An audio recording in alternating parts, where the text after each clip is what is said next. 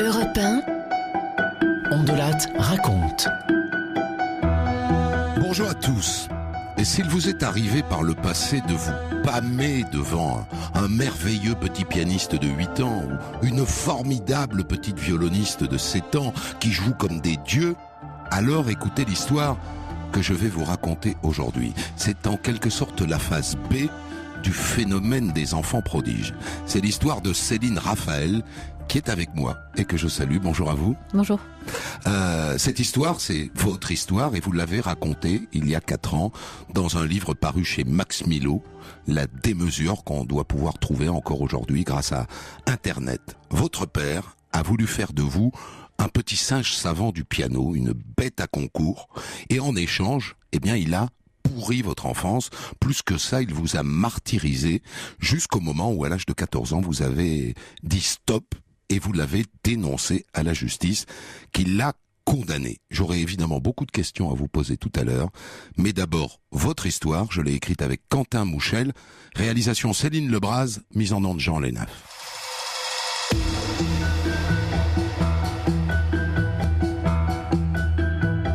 Au début, ça ressemble à une belle histoire. Un soir de l'hiver 1986, dans leur grande maison de l'Ardèche, papa fait un cadeau à sa petite fille de 2 ans et demi, Céline.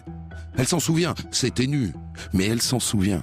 Elle est dans les bras de sa mère, devant un feu de cheminée. On sonne à la porte, 2 livreurs entrent et ils posent un drôle d'objet au milieu du salon.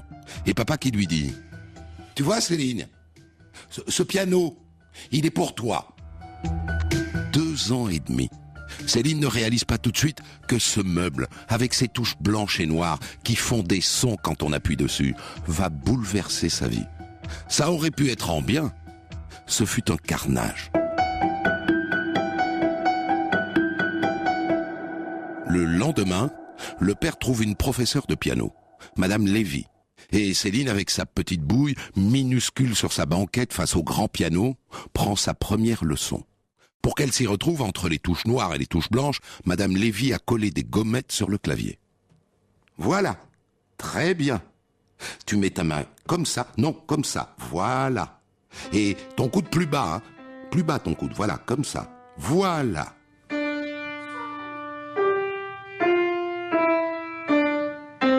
Et puis très vite, à chaque fois qu'elle travaille, le père vient s'asseoir sur un tabouret, à côté. Tous les jours, pendant les 30 minutes que dure la répétition. Et il est là, il ne dit rien, il écoute. Et puis Céline a 3 ans, et les 30 minutes deviennent 1 heure. Et à 4 ans, Céline travaille 3 heures par jour. 4 ans. Et il est là, toujours sur son tabouret. Il s'est collé une idée en tête. Il va faire de sa fille un prodige du piano. Elle se souvient que c'était une corvée, qu'elle n'aimait pas ça. Mais qu'elle était avec son papa, qui lui accordait de l'attention. C'est pour ça qu'elle faisait son piano, tous les jours, gentiment, sans rechigner, pour exister dans ses yeux et ses oreilles. Et ça, pour une petite fille de 4 ans, c'est très précieux. À 5 ans, toute la famille déménage en Allemagne. Le père est ingénieur, il est muté là-bas. Et là, changement de professeur de piano. La nouvelle Madame Tonin est ce qu'on appelle une vieille bique, maigre comme un clou, revêche. Et la première fois qu'elle entend Céline jouer un morceau,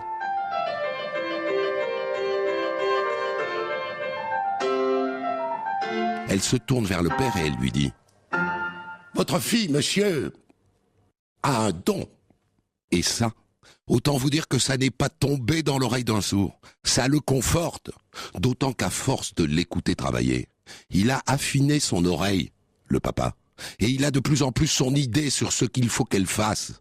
Il devient exigeant, et il devient sévère.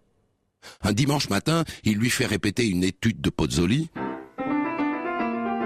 Ça fait 3 heures qu'elle est dessus. Elle en a marre, elle n'arrive plus à se concentrer. Je te préviens, Céline. Je prends une feuille et je note. Si tu fais plus de 3 fautes sans t'arrêter pour te corriger, tu auras 3 coups de ceinture. Voilà.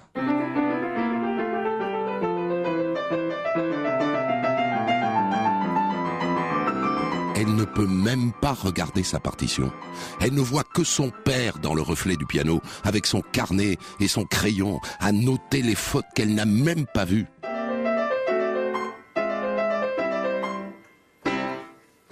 Et à la fin, il se lève de son tabouret, il retire sa ceinture.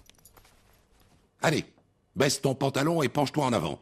Les mains sur le bureau. » Et il lui colle 3 coups de ceinture. Bim, bim, bim, 5 ans. La première fois que c'est arrivé, donc effectivement j'avais 4 ans, il m'a demandé de m'approcher du bureau, de me pencher en avant. Et j'ai reçu mes premiers coups de ceinture. Et à ce moment-là, c'est comme une fissure, c'est-à-dire que j'ai cru que j'avais perdu l'amour de mon père parce que je le méritais pas. Je pensais que j'avais fait quelque chose de mal en fait. Et après, sans un mot, les yeux embués de larmes, Céline remonte son pantalon et elle se remet au piano. Ça n'était que 3 coups de ceinture, mais ces 3 coups-là venaient de bouleverser ma vie. Quand Céline a 6 ans, fini l'Allemagne, retour en France. La famille s'installe en Auvergne. Et donc, nouveau professeur de piano. Monsieur Bertrand, la cinquantaine, carrure imposante, une voix de stentor. Chez lui, on ne parle que de musique. Son fils est musicien, sa femme est musicienne, ce sont des amoureux de la musique. Et Céline ne comprend pas aimer la musique. Qu'est-ce que ça veut dire? Pour elle, c'est une corvée, aimer la musique. Elle ne sait pas ce que c'est. Elle fait du piano.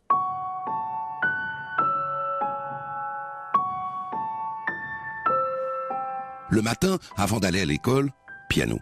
Quand l'école est finie, elle rentre à la maison, piano.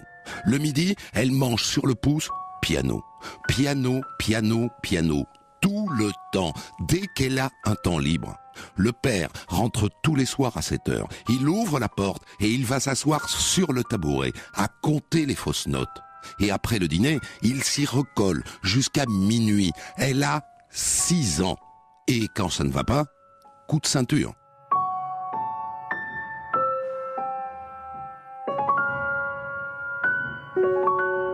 Et un jour, monsieur Bertrand a la brillante idée d'inscrire Céline à un concours, le jour de ses 8 ans. Et à partir de ce moment-là, le père ne pense plus qu'à ça, le concours. Alors maintenant, il assiste au cours chez monsieur Bertrand. Il s'assoit au fond de la pièce et il compte les fautes. Et une fois, il est tellement furieux qu'en sortant, il traîne Céline chez le coiffeur. « Vous pouvez lui raser la tête, s'il vous plaît ?» À 6 ans, Céline vit ça comme une humiliation. Et la mère alors? Qu'est-ce qu'elle dit, la mère, de tout ça? Eh bien, on ne lui demande pas son avis.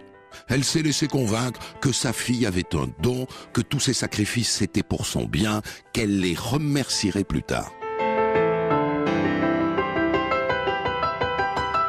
Et arrive donc le jour du concours. Et ce jour-là, il est merveilleux. T'inquiète pas, Céline, ça va aller. Essaye de bien te concentrer et de faire totalement abstraction de la salle, d'accord? Céline Raphaël? C'est à vous, mademoiselle. Céline s'installe au piano dans sa petite robe rouge à fleurs. Bonjour, comment t'appelles-tu? Céline. Quel âge as-tu, Céline? 8 ans, aujourd'hui. Tu es sûr que tu ne t'es pas trompée de catégorie? Et elle se met à jouer.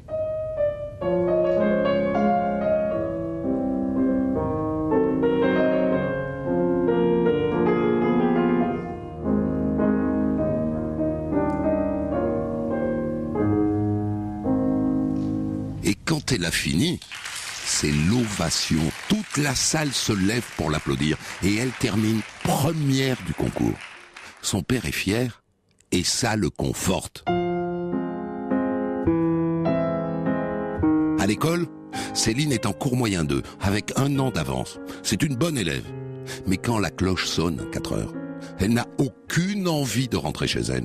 Elle essaye d'envoyer des signaux au maître. Elle met un temps fou à ranger ses affaires. Elle est la dernière à sortir de la classe. Mais personne ne peut s'imaginer qu'elle n'a pas envie de rentrer chez elle.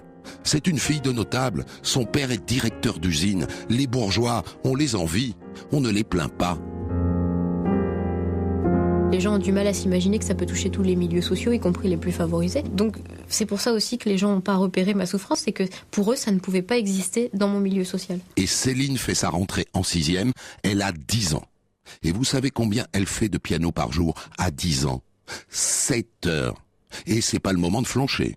Monsieur Bertrand veut qu'elle participe à un concours international, en août prochain, en Allemagne.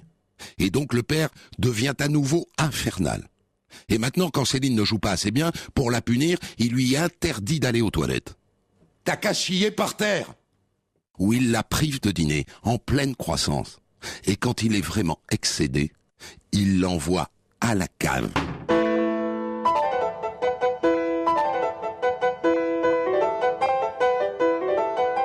Nous voilà 2 semaines avant le concours.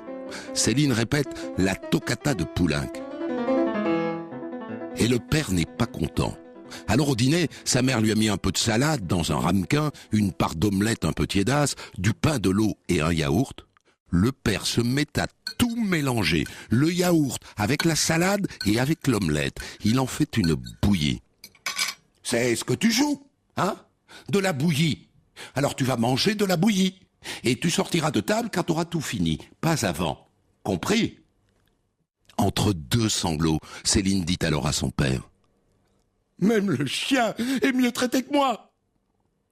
T'es pire que le chien. » Et puis, plus le concours approche, plus il devient papa gâteau, comme la dernière fois. Gentil, doux, méconnaissable. Mademoiselle Raphaël Céline. Céline s'installe à son piano et elle joue son programme.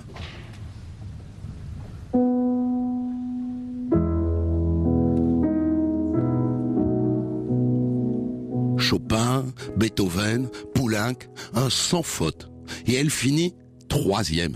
3e d'un concours international de jeunes prodiges. Et notez que celui qui gagne ce concours-là, c'est un jeune Chinois qui deviendra plus tard une star planétaire. Il s'appelle Lang Lang. Et le père est heureux, bien sûr. Mais vous commencez à le connaître, n'est-ce pas? La 3e place ne l'a pas détendu. Il veut plus, il veut mieux. Et elle a peur. Elle a de plus en plus peur de lui. Europe 1, On de Latte raconte. Je vous raconte aujourd'hui comment, en voulant faire de sa fille un prodige du piano, un papa a détruit l'enfance de sa fille Céline. Céline Raphaël raconte son histoire dans un livre paru en 2014 chez Max Milo, La démesure. Et elle sera là avec moi tout à l'heure. Je vous ai raconté comment, au fil des années, assis sur son tabouret près du piano, le père est devenu le répétiteur de Céline.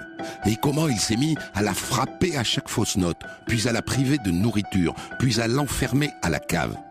Encouragée par ses succès, puisqu'à 10 ans, Céline a fini 3e d'un grand concours international de piano. Et Céline est maintenant en 3e. Et à la fin de l'année, c'est le brevet. Et l'année prochaine, c'est le lycée. Et là, quelque chose commence à l'angoisser. Un truc qu'elle voit venir gros comme une maison. Pour qu'elle se consacre à 100% au piano, son père va la priver de lycée. C'est sûr, il va l'inscrire à des cours par correspondance. Il va la priver du seul moment, du seul endroit où elle peut penser à autre chose qu'au piano. Alors qu'est-ce qu'elle fait ? Elle se lance dans une sorte de grève de la faim. Elle ne mange presque plus rien. Je voulais croire que mon père, en me voyant dépérir, ferait un lien entre ma maigreur et ma tristesse, entre ma tristesse et son comportement. Je n'en pouvais plus. Je voulais mourir. En quelques mois, elle perd 10 kilos. Le matin, la balance affiche maintenant moins de 40 kilos. Et ses professeurs au collège commencent à s'inquiéter. Il faut manger, mademoiselle Raphaël. Vous allez bientôt disparaître.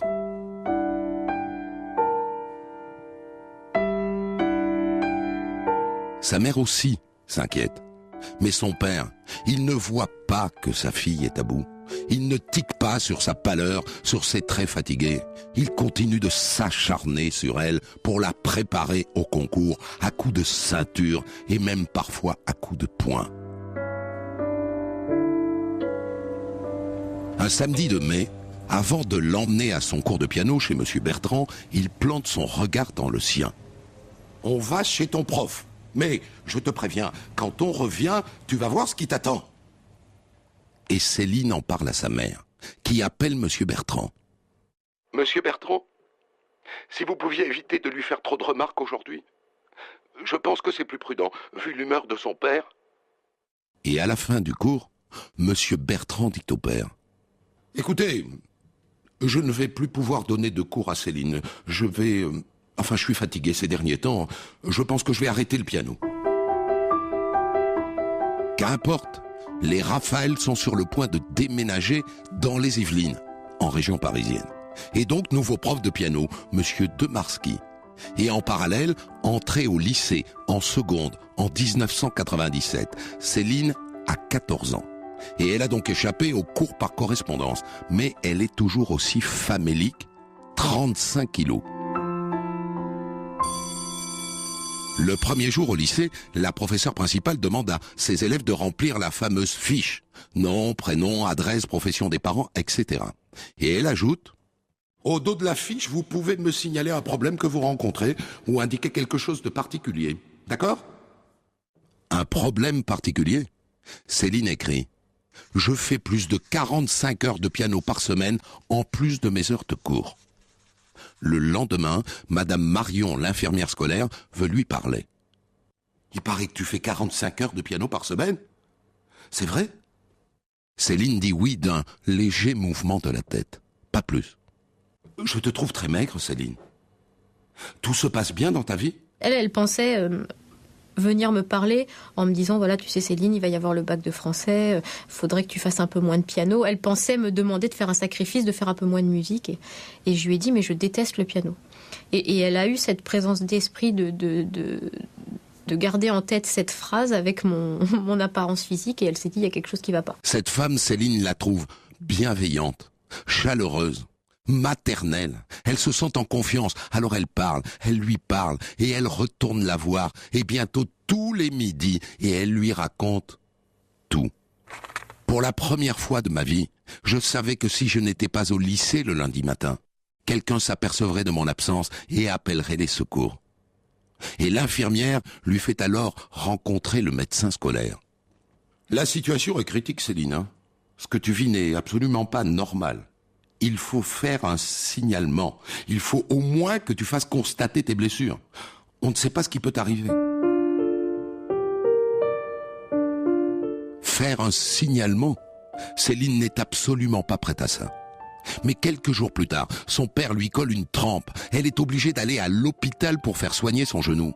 Et à l'hôpital, les médecins envisagent, comme visiblement elle est anorexique, qu'elle se soit auto-infligée sa blessure. Ça la révolte. Et puis le week-end de Pâques, son père lui colle une correction monumentale.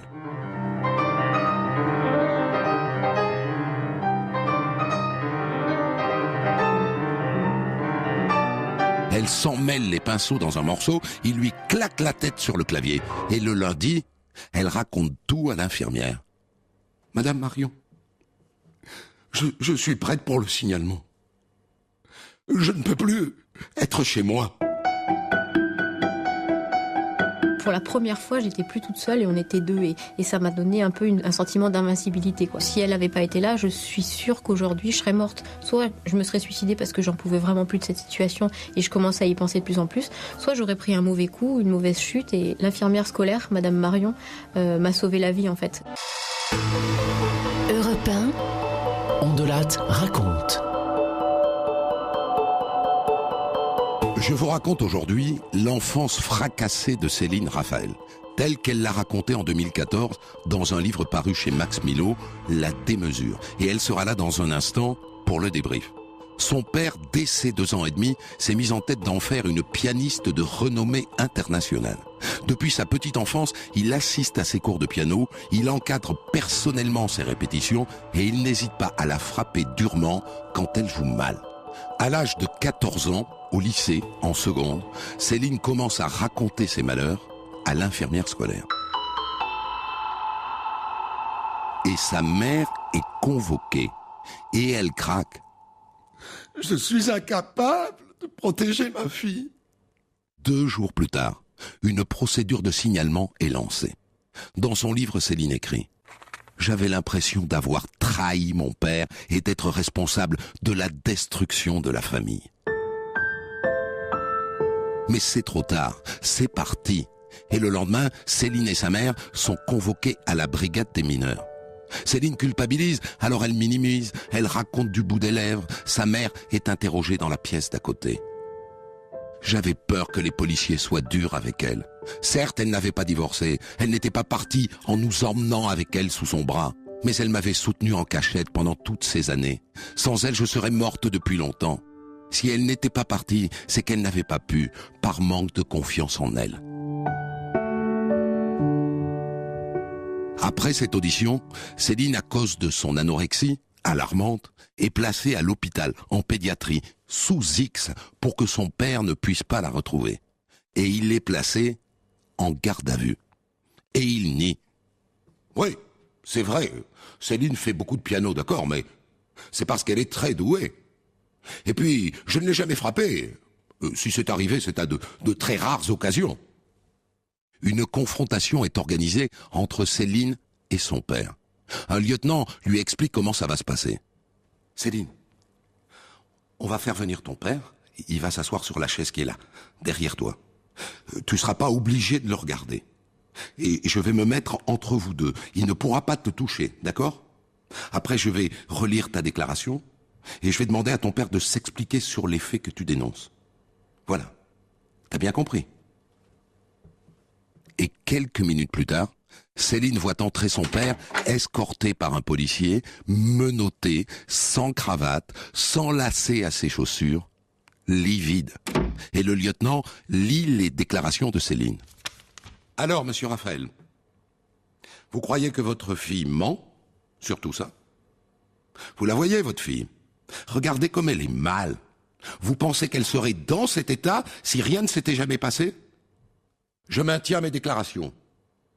Il m'est arrivé de donner quelques petites tapes à Céline. Elle est en pleine période d'adolescence. Elle a tendance à me répondre. Je fais toujours attention à ne pas lui faire mal. Le problème, c'est qu'elle marque vite. » À la fin de la confrontation, le lieutenant dit au père « Vous n'avez rien à dire à votre fille? » « Non. » Céline sort de l'hôpital 3 mois plus tard. Et elle est placée en famille d'accueil à Paris. Et puis dans un foyer. Et elle fait sa rentrée en première S. Et arrive le procès en novembre 98 devant le tribunal correctionnel de Versailles. Le père, très amaigri, s'assoit sur le banc des prévenus. L'audience est ouverte. Céline écrit « Je ne voulais pas que mon père aille en prison. Je ne voulais pas être responsable de sa déchéance. Je ne voulais pas imposer cela à ma mère. J'avais peur qu'elle ne me le pardonne pas. » Et pourtant, la procureure réclame de la prison.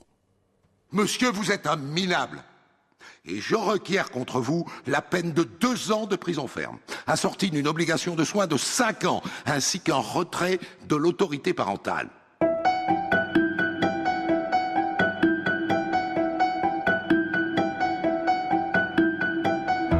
Les juges seront un peu plus cléments. Le père est reconnu coupable de violences habituelles sur mineurs de moins de 15 ans et de violences aggravées.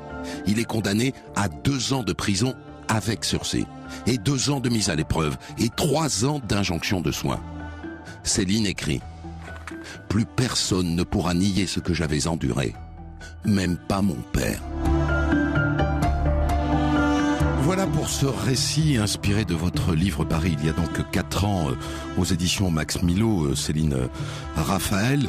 Je voudrais qu'on termine l'histoire, puisque évidemment elle ne s'est pas arrêtée là. Après la condamnation de votre père, il est entendu que vous ne pouvez plus vivre dans votre famille. D'ailleurs, le juge ne le voudrait pas.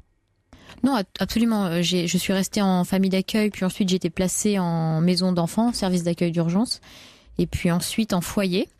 Sachant que comme il n'y avait pas de place dans les foyers normaux, j'ai été placée dans un foyer de semi-délinquance. Donc vous n'étiez pas du tout à votre place. Mais vous vous êtes amusée, d'après ce que j'ai compris. Je me suis amusée. Détendue, disons. Plutôt détendue, c'est-à-dire que j'ai commencé à vivre un peu pour moi. Ouais. Mais c'était quand même pas facile parce que je me levais à 5 heures, je me levais à 5 heures le matin pour aller prendre le train, le premier train à Choisy-le-Roi à 5h30 pour être au lycée à 8h. Donc ça n'a néanmoins pas été une partie de plaisir. Votre père aurait voulu, à ce moment-là, que vous rentriez à la maison. Bien sûr.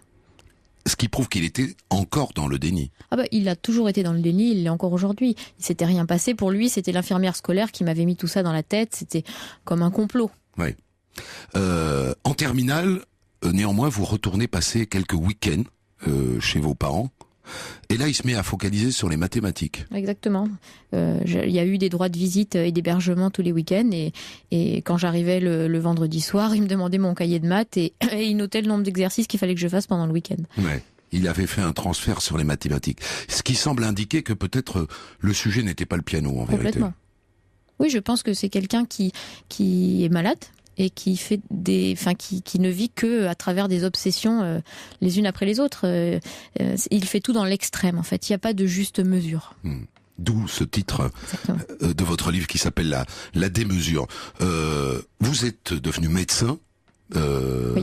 C'était votre objectif. Celui-là, c'est vous qui l'avez choisi. Ça a toujours été mon rêve depuis toute petite. Depuis que je sais parler, j'ai toujours dit que je voulais faire médecin. Votre mère ne l'a jamais quitté. Non. Elle est toujours avec lui aujourd'hui. Oui. D'après vous, elle écoute, là, maintenant? Non. Pour le savoir, il faudrait que vous l'ayez appelée. Vous Exactement. avez gardé des relations avec elle? Bien sûr, je l'appelle quasiment tous les jours.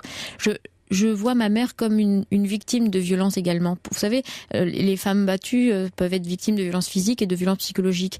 Et ma mère a été toujours sous l'emprise de cet homme qu'elle a toujours idéalisé et qui lui a fait comprendre au fur et à mesure du temps qu'elle ne valait rien et qu'elle ne pourrait pas nous éduquer. Votre père, vous diriez que c'est ce qu'on appelle aujourd'hui un pervers narcissique? Non, pas du tout, parce qu'il est absolument pas imbu de sa personne, il n'a pas besoin de se mettre en avant. Non, je pense que c'est quelqu'un Il aime rester sur le tabouret. Oui, et puis je veux dire, ses costumes sont, quand il trouve quelque chose dans la rue, il le ramène. S'il peut ne pas payer un bouquin parce qu'il l'a trouvé par terre, c'est pas quelqu'un qui se met en avant et qui aime se mettre en avant. Je pense que c'est plutôt quelqu'un qui a déjà été battu par son père quand il était petit. Voilà, c'est quelque chose que je n'ai pas raconté, mais qui ressort au procès, bien entendu, qui est évoqué par son avocat. Et je pense que pour survivre à son propre père, il a dû se blinder, ou oublier tous les sentiments et survivre en avançant tout droit, c'est marche ou crève. Et il a reproduit quand je suis née ce qu'il avait vécu petit, mais pour moi ça relève de la maladie. On va parler du piano dans un instant, qui a bercé votre enfance, qui l'a fracassé, qui l'a pourri, et je voudrais savoir si vous êtes en paix avec lui, après la pub. Europe 1, On de la raconte. Je vous ai raconté aujourd'hui l'histoire de Céline Raphaël, qui est là avec moi, qui a publié il y a 4 ans La démesure chez Max Milo, le récit de son enfance de musicienne prodige, de petit singe du piano, poussé jusqu'au martyre par son père à devenir une bête à concours. Vous êtes là pour débriefer cette histoire, et il faut qu'on parle donc de ce piano qui aurait pu être votre meilleur ami et qui est devenu votre pire ennemi. Dans la seconde où vous avez dénoncé votre père, vous arrêtez. Ah bah oui, et pendant un moment. Pendant combien de temps? J'ai arrêté quasiment peut-être 10 ans. Oui, au moins jusqu'à la fin de vos études de médecine, ça c'est sûr. Ça c'est sûr, oui. C'est tout sur la médecine et plus rien sur le piano. Exactement. Vous lui en voulez à ce moment-là au piano, parce que au fond vous êtes une adolescente encore. Est-ce qu'il vous est arrivé de lui donner des coups de pied? Ah oui, bon, si j'avais pu le détruire avec un marteau, je l'aurais fait. Il m'est arrivé de casser des cordes en lui tapant dessus. Ouais. C'est vrai qu'à cette époque-là, je pensais que c'était lui le responsable. Ouais. Et depuis?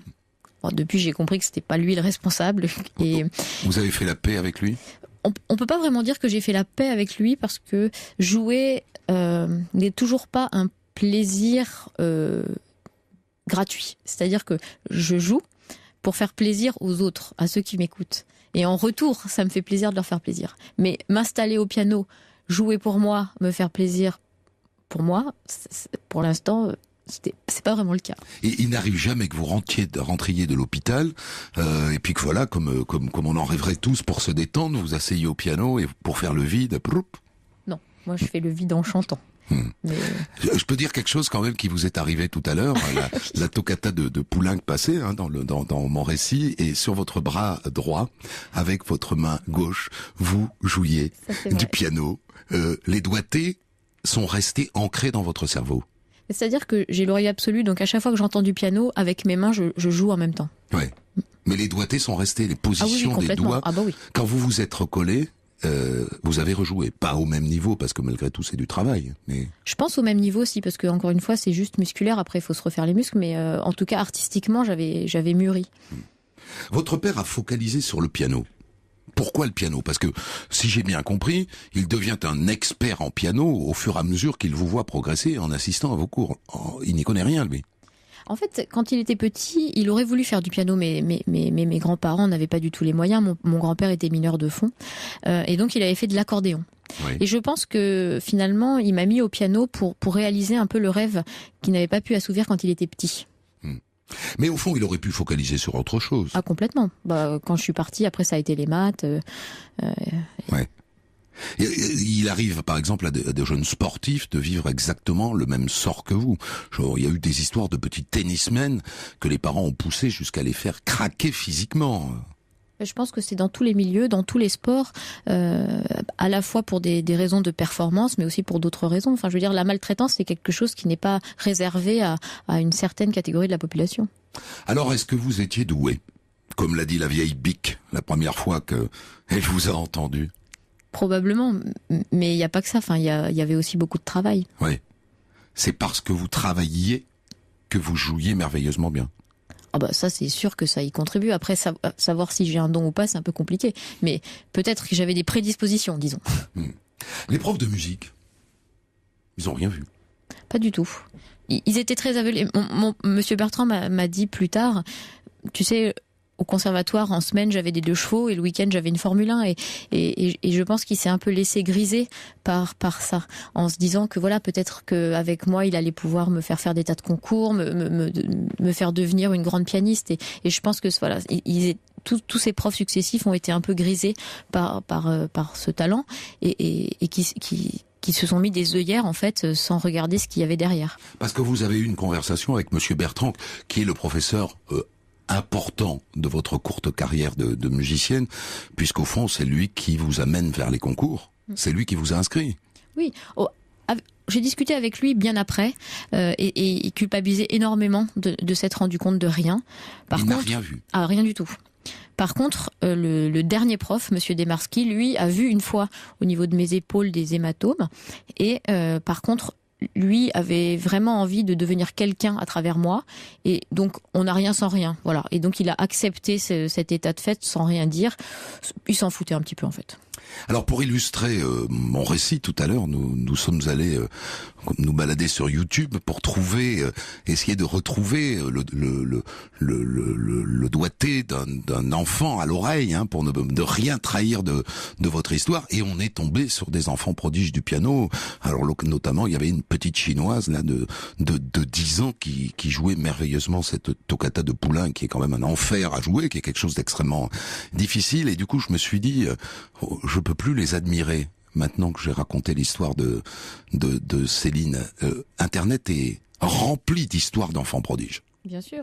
Et simplement, les gens se rendent pas compte de ce qu'il y a derrière. Moi, je me pose toujours la question quand je vois la nouvelle émission de France 2, La Prodige. Je me demande, quand je regarde cette émission, toujours ce qu'il y a derrière. Et vous supposez que derrière, il y a toujours... Parce qu'on peut pas être un enfant prodige sans faire de piano un minimum de, disons, 5 heures par jour. 7, c'est beaucoup. On n'a rien sans rien. Il faut absolument travailler. Il n'y a pas de secret. Enfin, Lang, quand il est arrivé premier au concours à Ettlingen, il faisait 12 heures de piano par jour. Il allait pas à l'école. Il était enfermé dans cette pièce au conservatoire de Pékin. On n'a quand même rien sans rien. Après, il y a des enfants qui ont une passion pour l'instrument. Tous les enfants prodiges ne sont pas des enfants maltraités. Mais il faut faire attention. Dans ces enfants-là, une partie peut l'être.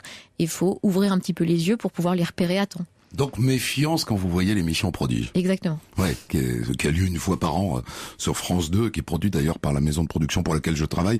Mais ils ne savent pas, c'est-à-dire on ne va jamais gratter. On a vécu, alors peut-être pour vous c'est pas la meilleure, on a vécu dans le mythe par exemple d'un chef d'orchestre qui s'appelait Roberto Benzi. Et on disait Roberto Benzi à 8 ans. C'était un enfant prodige, il donnait des concerts merveilleux, mais jamais personne n'est allé gratter pour savoir s'il avait été heureux ou malheureux. Mais Mozart était battu par son père et était très malheureux. Au fond, derrière tous les enfants qui réussissent trop tôt, il y a peut-être à gratter quand même. Je pense qu'il faut être très méfiant. Encore une fois, ça peut être une passion. Il y a plein d'enfants qui font de la danse pour qui c'est une passion, mais il faut se méfier. Nouvelle pause. À tout de suite. Europe 1, On de Latte raconte. Nous sommes dans la dernière ligne droite de cette émission. Je vous ai raconté aujourd'hui l'histoire de Céline qui est avec moi, qui a publié il y a 4 ans La Démesure chez Max Milo, un livre qui raconte son enfance de musicienne prodige, de pianiste prodige, poussée jusqu'au martyre par son père, qui la battait pour la préparer utilement au concours de piano. Et d'ailleurs, Céline, vous avez manqué d'entrer au Conservatoire de musique de Paris, qui rassemble l'élite des musiciens français. Oui, tout à fait. C'était une grosse angoisse pour moi que d'être acceptée au CNSM, parce que je me disais que après l'école c'était fini, quoi, que j'allais prendre des cours par le CNED, et c'était pour moi une angoisse majeure. Avec un premier prix à l'horizon qui était programmé et qui aurait fait de vous, qui vous aurait fait entrer dans le cercle très très très très petit des grands pianistes français. Est-ce qu'il vous est arrivé de regretter? Jamais. Le piano, jamais. Jamais. Je suis extrêmement heureuse aujourd'hui dans mon métier de médecin et de chercheur. Je regrette absolument pas de ne pas avoir fait de piano. Et est-ce que vous avez pu, alors vous nous avez expliqué tout à l'heure que pendant au moins 10 ans vous n'avez pas pu toucher un clavier et que vous y êtes revenu, c'est quand même sacrément intéressant pour les autres, comme si au fond vous n'étiez capable que de jouer du piano pour les autres et pas pour vous. Mais est-ce que vous pouvez en écouter? Oui, sans aucun souci. Là, de ce côté-là, je veux dire, encore une fois, c'est pas l'instrument responsable de mon enfance. Je veux dire, c'était mon père, donc je peux tout à fait écouter du piano et même avoir beaucoup de plaisir à écouter certains morceaux. Il y a une phrase qui m'a bien intéressé dans la bouche de votre mère au moment où on cherche à comprendre pourquoi votre mère ne réagit pas, ne vous protège pas plus et au fond ne vous prend pas, vous le dites vous-même dans votre livre, sous son bras avec vos frères et sœurs. Je n'ai pas raconté tout, mais il y a une famille là derrière, il n'y a pas que vous.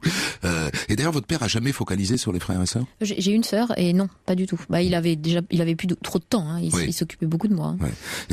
Votre mère dit cette phrase qui est un peu la phrase argument de beaucoup de parents, alors notamment qui mettent leurs enfants à la musique un peu de force. C'est « tu nous remercieras plus tard ». C'est une phrase extrêmement piégeuse, je trouve. Oui, et je pense que quand elle l'a prononcée, elle mesurait pas encore l'étendue de la violence subie et des répercussions physiques et morales. Vous avez des enfants, vous? Non. Je ne vais pas poser la question. Vous ne pouvez pas en avoir? Vous ne voulez pas en avoir? Ça vous ferait souffrir d'en avoir? C'est-à-dire que je pense que...